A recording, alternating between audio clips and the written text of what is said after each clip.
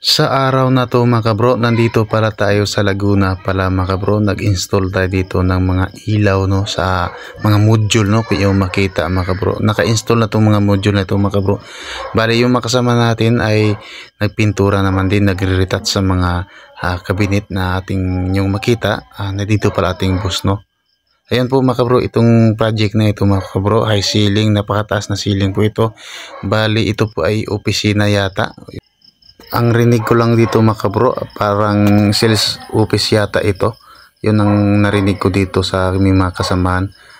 Ito po mga kabro, itong mga module na to, yun ang kabitan natin ng mga ilaw na paikot po dito. Bali tatlong module tayo mga kabro.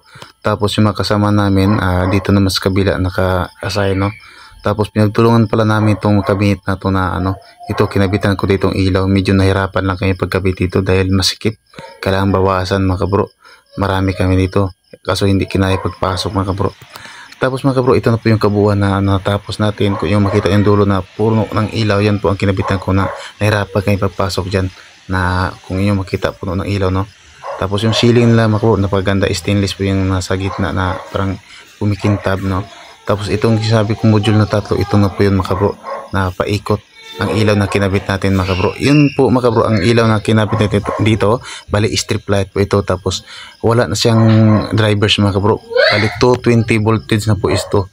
Kaya yun, hindi na kailangan ng drivers no. Tapos yung maraming ilaw na nakalagay sa shelves, yun ang kinabitan ko ng drivers. Kasi bali nasa na yata siya, parang hindi, iwan ko kung anong voltage to, di ko nakapansin kung yung voltage yung wire nito o strip light nito. Kaya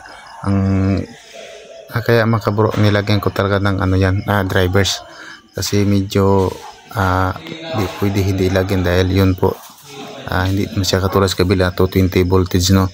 Kaya yun, naglagay tayo ng drivers na 100 watts yata ang nilagay ko. Tapos yung dalawang sofa yan ay solid wood yan, galing po sa ating furniture yan. Tapos naka-upholstered po yan.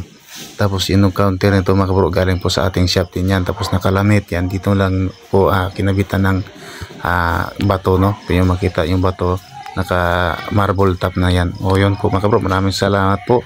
Hanggang dito na lang po, next susunod na video na lang po.